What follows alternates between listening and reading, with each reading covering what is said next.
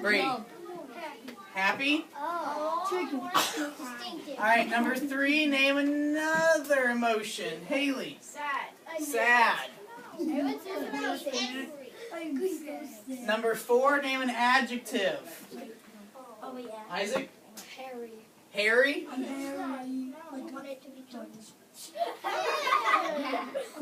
Number 5, a verb ending in ing. You got one now, Briggs? Running. We will sit up. Number 6, name a noun. Nasarima. Dog. A dog. Why not my name? I'm Emmy. Yay! Too late. Aww. Number 7, name an adjective. Alan? Turkey? That's more of a noun. I have one. Do you want to try another one, Alan? Think of an adjective. Maybe a color or a descriptive factor. Green? We can do green. And number 8, an adjective. Allison. Chunky. It's Allison's turn, not yours. Chunky. Chunky. Alright. So we have to sing this in song form, though. What?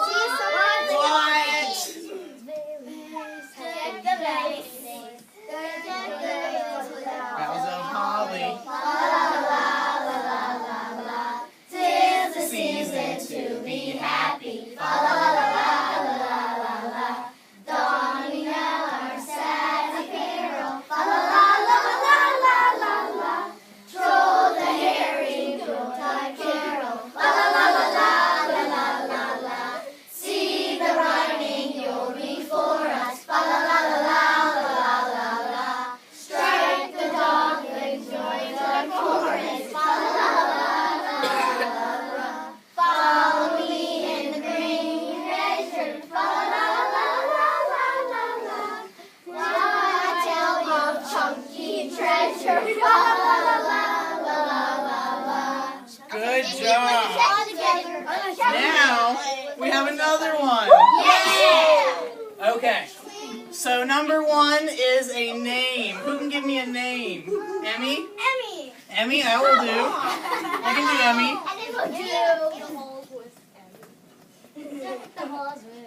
Alright, number 2, give me another name. Sit down, please. But yes, Sterling. Sterling? Those are very original names. Number 3, an animal. Zanaya? Pig. Pig. Number 4, a color. Alan? Gray. Number 5 is an animal. Diego, do you have an animal? Dog. A dog. Dog. Puppy. Dogs. It's Number plural. It's plural. Number 6. An adjective. Haley, you got an adjective? Slimy. Slimy. That's a good one. Alright, who can give me an animal plural? Slimy. Victoria, can you give me an animal plural? Slimy. Like, what does baboons? What's that? Baboons. Jaguars?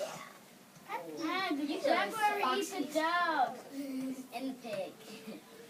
Number 8 is a verb. Who can give me a verb? Sabrina? Jumping. Jumping. That is a terrible you. Number 9 is an adjective. Presley, can you give me an adjective? Chunky. Chunky. You guys like chunky. You guys like chunky. Number 10, an adjective related to weather. You got one, Sam? No? Nasrima? Windy. Windy. Like chunky. Isaac, can you give me a body part? Appropriate for school? A brain. A brain.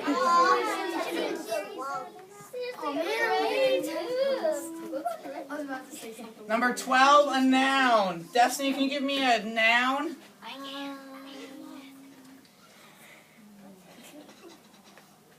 Cow. A cow. Alright, number 13, another animal that is plural. Brady. Cows. Okay. Number 14, a verb that's past tense. Give me a verb that's past tense. Sam Dent, how about you? Chicken is not a verb that's past tense. I'm going to give you an example, but you cannot use mine. I ran the other day. Would be a verb that was past tense. Give me a verb that's past tense. I just want to say it. I want to say it. It's Sam's turn, though. Unless Sam would like to give it to someone else. Licked? Okay. The cows licked. And number 15, I need another color. Zanai, do you have a color? Pink. Pink? Alright. Really? So guess what? This one is also a song. So you have to sing this one in song form too. I am going to remove all these first though, so I am not in your way this time. But hang on. Hang on. The kindergarten sang this. Don't sing it. I'm not even gonna. Hang on. There's so many of these. I did pick it. You were right. You should have picked a reindeer. Ah, someone caught on to what it was. I know. Rudolph. You're like all the way. Someone should have said reindeer. Yes, that's what we can't see. Rudolph, but it doesn't make sense. No singing a dog doesn't make sense. I said pig. It says chunky. All right, you ready? On 3. 1, 2, 3. You know Dasher and Emmy and Prancer and Vixen, Comet and Sterling and Donner and Blitzen. But do you recall the most famous pig of all? Rudolph the gray-nosed dog had a very slimy nose, and if you ever saw him, you would even say it glows. All of the other jaguars used to jump and call him names. They never let poor Rudolph join in any chunky games. Then one windy Christmas Eve, Santa came to say, Rudolph, with your brain so bright, won't you guide my cow tonight? Then how the cows loved him, and they licked out with glee. Rudolph the pink-nosed reindeer, you'll go down in history. So my favorite children's book for Christmas time is the Polar Express. So I am going to read the Polar Express to you guys. I love it. I watched this movie in second grade. So on Christmas Eve, many years ago, I lay quietly in my bed. I did not rustle the sheets. I breathed slowly and silently, and I was listening for a sound. A sound of a friend had told me I'd never hear. The ringing bells of Santa's sleigh.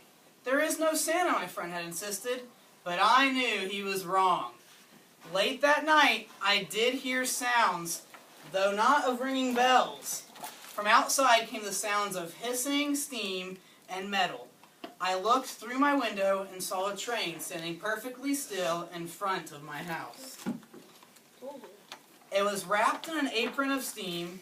Snowflakes fell lightly around it. A conductor stood at the open door of one of the cars. He took a large pocket watch from his vest and then looked up at my window. I put on my slippers and robe, and I tiptoed downstairs and out to the door. All aboard, the conductor cried out. I ran up to him. Well, he said, are you coming? Where? I asked. Why, to the North Pole, of course, was his answer. This is the Polar Express. I took his outstretched hand, and he pulled me aboard.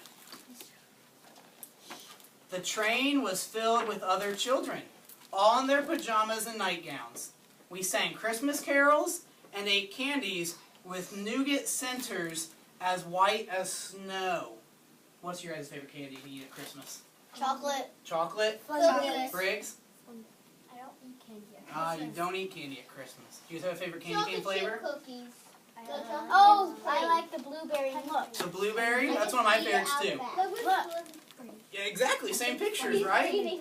We drank hot cocoa as thick and rich as melted chocolate bars.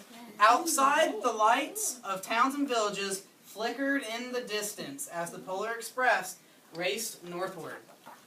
Soon, there were no more lights to be seen. We traveled through cold, dark forests where lean wolves roamed and white-tailed rabbits hid from our train as it thundered through the quiet wilderness. We climbed mountains so high it seemed as if we would scrape the moon, but the Polar Express never slowed down. Faster and faster we ran along, over peaks and through valleys like a car on a roller coaster. The mountains turned into hills, the hills to snow-covered plains, and we crossed a barren desert of ice, the great polar ice cap. Lights appeared in the distance. They looked like the lights of a strange ocean liner sailing on a frozen sea. There, said the conductor, is the North Pole. The North Pole.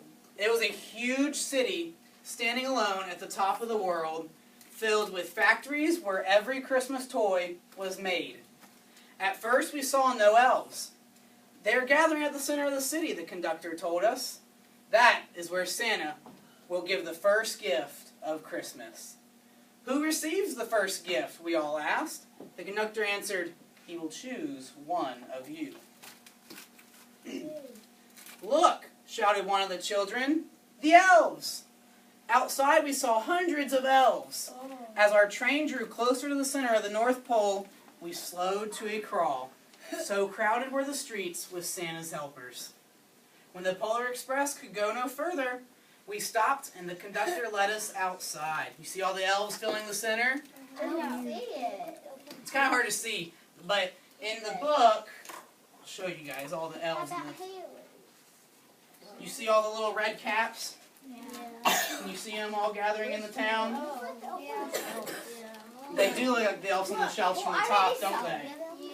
They look like So we pressed through the crowd to the edge of a large open circle. In front of us stood Santa's sleigh. The reindeer were excited. They pranced and paced, ringing the silver sleigh bells that hung from their harness. It was a magical sound, like nothing I'd ever heard. Across the circle, the elves moved apart and Santa Claus appeared. The elves cheered wildly. Give me your best wild cheer. He marched over to us and, pointing to me, said, let's have this fellow here. He jumped into his sleigh and the conductor handed me up. I sat on Santa's knee and he asked, now what would you like for Christmas? Alright, real quickly, what do you want for Christmas, Isaac? I want an iPad. An iPad? That's Sterling? what I am. I need a guitar. Xbox 360 and a new Nerf gun. Awesome. Sam? A new skateboard ramp. Awesome. Alan? A new bike. Sam? Same thing. Presley? iPhone. An iPhone? Good luck. Sabrina? Longboard. Longboard. Emmy? Apple laptop. Awesome. Briggs? Xbox One. Brady? New BMX bike. Zanaya? Pink laptop. Victoria? Gray. Destiny? A guitar. Nasarima? Laptop and iPhone. Haley? Mini guitar. Diego? Wii U. Allison? A guitar and an Xbox One. Ryan? It's a dirt bike. And Ava, what do you want for Christmas? What's that? That's awesome. So, you guys, if you would have been there, you might could have gotten your one gift you requested. A clock struck... I skipped the line. Then he gave me... he told him that he wanted a silver bell off Santa's sleigh. When I asked Santa, he smiled. Then he gave me a hug and told an elf to cut a bell from a reindeer's harness. The elf tossed it up to Santa. He stood holding the bell high above him and called out, The first gift of Christmas. A clock struck midnight as the elves roared their approval. Santa handed the bell to me, and I put it in my bathrobe pocket. The conductor helped me down from the sleigh. Santa shouted out the reindeers' names and cracked his whip. His team charged forward and climbed into the air. Santa circled once above us, then disappeared in the cold, dark, polar sky. As soon as we were back inside the Polar Express, the other children asked to see the bell. I reached into my pocket, but the only thing I felt was a hole. I had lost the silver bell from Santa Claus's sleigh. "Let's hurry outside and look for it," one of the children said, but the train gave a sudden lurch and started moving. We were on our way home. It broke my heart to lose the bell, but when the train reached my house, I sadly left the other children. I stood at my doorway and waved goodbye. The conductor said something from the moving train, but I couldn't hear him. "What?" I yelled out. The conductor cupped his hands around his mouth. "Merry Christmas!" he shouted. The Polar Express let out a loud blast from its whistle and sped away. On Christmas morning, my little sister Sarah and I opened our presents. When it looked as if everything had been unwrapped, Sarah found one last small box behind the tree. It had my name on it. Inside was the silver bell. There was a note. Found this on my seat of my sleigh. Fix the hole in your pocket. Signed, Mr. C. I shook the bell, and it made the most beautiful sound my sister and I have ever heard. But my mother said, "Oh, that's too bad." "Yes," my father said, "it's broken." When I had shaken the bell, my parents had not heard the sound. At one time, most of my friends could hear the bell, but as years passed, it fell silent for all of them. Even Sarah found one Christmas that she could no longer hear its sweet sound. Though I've grown old, the bell still rings for me as it does for all who truly believe. The end. Wasn't that a good book? Yeah? Yeah? You're applauding? Excellent. You want to line up? Yes.